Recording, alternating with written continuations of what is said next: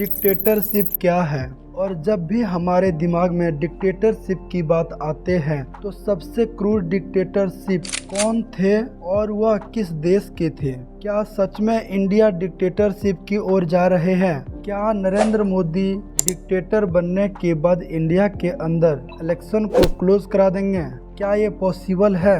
क्या नरेंद्र मोदी कॉन्स्टिट्यूशन को हटाकर अपना तानाशाह चलाएगा देश में। नरेंद्र मोदी अपने कंपटीटर को बिना क्राइम के जेल में बंद करा दिए हैं। नरेंद्र मोदी अपने सबसे बड़े कंपटीटर पार्टी कांग्रेस के बैंक अकाउंट को फ्रीज करा दिए हैं। क्या ये राइट है या रॉन्ग है। आज हम इसी मुद्दे पे चर्चा करेंगे।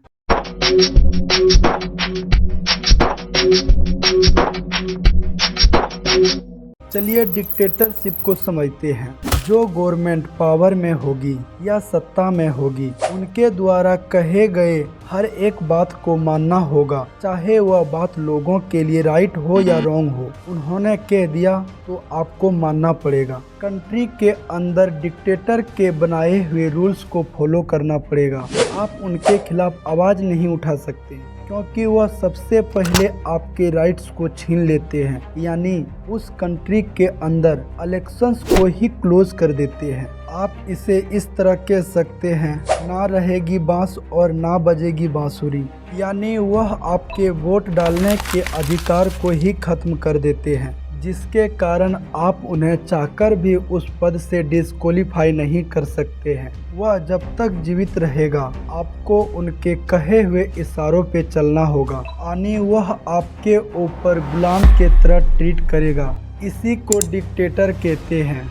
अगर सबसे क्रूर डिक्टेटर की बात करें तो वह थे जर्मनी के एडोल्फ हिटलर। एडोल्फ हिटलर 1933 में जर्मनी के चांसलर बने। हिटलर चांसलर बनते ही जर्मनी में इलेक्शन को खत्म कर दिए। इसके बाद हिटलर ने जर्मनी के शासन व्यवस्था को अपने हाथ में लिए और विदिन 6 इयर्स में हिटलर ने यहूदियों के ऊपर इस तरह से क्रूरता की।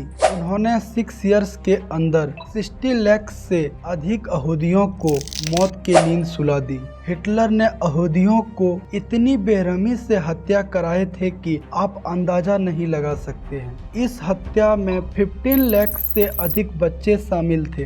हिटलर ने किसी के ऊपर दया नहीं दिखाए। हिटलर के ऐसी क्रूरता के वजह से यहूदियों को ऐसा नौबत आ गया कि उसे जर्मनी छोड़कर भागना पड़ा। कहते हैं किसी युद्ध में हिटलर की सेना हार जाती थी, चाहे हारने की वजह कुछ भी क्यों ना हो, लेकिन हारने के सारे दोष यहूदियों के ऊपर डाल देते थे कि हम इन्हीं के वजह से युद्ध हारे हैं। इस तरह क्रूरता थी यहूदियों के प्रति हिटलर की, इसलिए उन्हें हिस्ट्री के सबसे क्रूर डिक्टेटर मानते हैं। हिस्ट्री आज भी हिटलर के क्रूरता से रूबरू है। अब आते हैं इंडिया के ऊपर। क्या सच में इंडिया डिक्टेटरशिप की ओर जा रहे हैं। हाल ही में काफी कंट्रोवर्सी हुए हैं डिक्टेटरशिप को लेकर। तानाशाह बनने के लिए कंट्री के हर स्टेट में उनकी गवर्नमेंट होनी चाहिए, क्योंकि इंडिया में केंद्र सरकार अलग होते हैं और स्टेट गवर्नमेंट अलग होते हैं, और जो उस स्टेट में मौजूदा गवर्नमेंट होंगे वह अपने अनुसार से उस स्टेट को चलाएंगे, ना कि केंद्र सरकार के कहे हुए बात के अनुसार। अभी जिसे कुछ लोग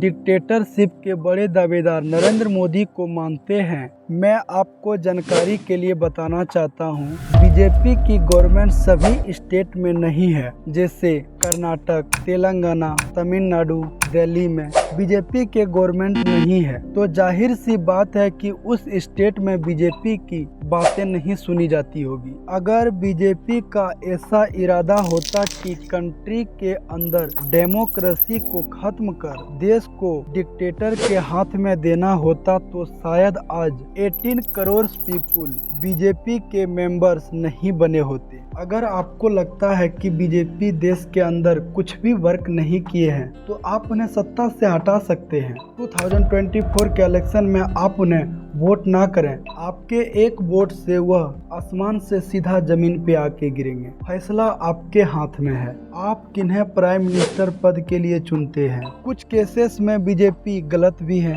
चाहे वो केस मणिपुर का हो, लद्दाख का हो या किसानों के मांग के खिलाफ हो। बीजेपी कुछ अच्छे काम भी किए हैं। राम मंदिर के विवाद 100 सालों से चले आ रहे थे, बीजेपी ने उसे खत्म किया। जो पाकिस्तान आंख दिखा के बात करते थे, बीजेपी ने उन्हें सर झुकाना सिखा दिए। जम्मू कश्मीर से आर्टिकल 370 को हटाना और भी कई काम किए हैं बीजेपी ने।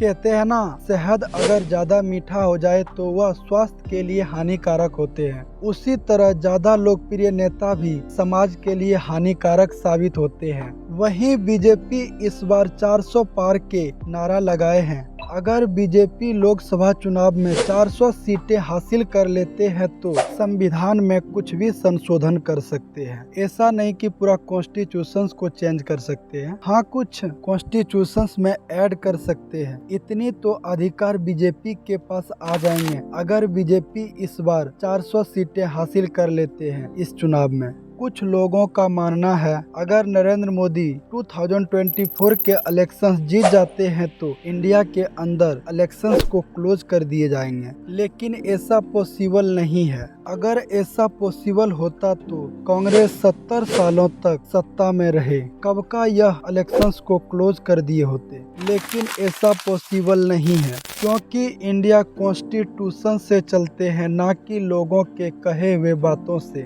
करप्शन सभी पार्टी के अंदर कुछ हद तक होते हैं। कोई भी पार्टी यह नहीं कह सकते हैं कि मैं दूध का धुला हुआ हूँ, चाहे वो पार्टी कांग्रेस हो, बीजेपी हो या आम आदमी पार्टी हो, सभी के अंदर करप्शन आपको देखने को मिलेंगे। नरेंद्र मोदी के एक कंपटीटर थे अरविंद केजरीवाल। अरविंद केजरीवाल के ऊपर आरोप है कि उन्होंने दिल्ली में शराब के कारखाने लगाने और शराब बेचने वाले व्यवसायी से रिश्वत लेने के साजिश में मुख्य आरोपी अरविंद केजरीवाल को ईडी ने 21 मार्च को गिरफ्तार करके जेल में बंद कर दिए हैं। इससे पहले आम आदमी पार्टी के कई लीडर जेल जा चुके थे, चाहे वो मनीष सिसोदिया हो, संजय सिंह हो या के कविता हो। इन सभी के ऊपर शराब घोटाले के आरोप थे।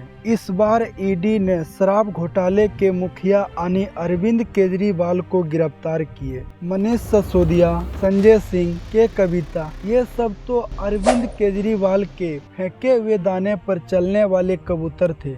असली मगरमच्छ तो अरविंद केजरीवाल थे। अरविंद केजरीवाल दिल्ली के अंदर काम किए हैं, चाहे वो एजुकेशन सिस्टम के ऊपर हो या हेल्थ इश्यूज के ऊपर हो या लोगों को फ्री इलेक्ट्रिक देने का हो। लेकिन ऐसा कौन करते हैं कि बच्चों को पढ़ने के लिए अच्छे एजुकेशन सिस्टम दिए और बच्चों को बर्बाद करने के लिए कॉलेज के बाहर शराब के ठेके लगाने का भी इजाजत आपने दिए। यानी आपका कहने का प्रोसेस यह है, कॉलेज से पढ़कर निकलो, शराब पियो, शराब पीकर रूम जाओ, रूम में जाकर इलेक्ट्रिक को बंद करके मस्ती से सो जाओ।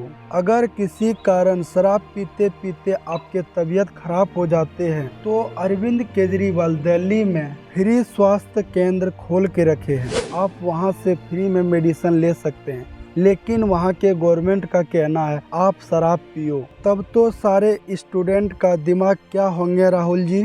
खत्म, bye bye, tata, good bye, गया। राहुल गांधी का एलिगेशन है कि नरेंद्र मोदी ने हमारे बैंक अकाउंट को फ्रीज करा दिए हैं। 1 महीने पहले कांग्रेस पार्टी के सारे बैंक अकाउंट फ्रीज कर दिए गए। अगर नरेंद्र मोदी के कहने पर कांग्रेस के बैंक अकाउंट को फ्रीज कर दिए गए हैं तो ये कहीं ना कहीं गलत है। कांग्रेस के बैंक अकाउंट फ्रीज हो जाने के कारण कांग्रेस सही से कैंपेनिंग नहीं कर पा रहे हैं। Do no campaign work. We cannot support our workers. We cannot support our candidates. इस विषय में जनता का क्या राय है, कमेंट सेक्शन में जरूर बताएं।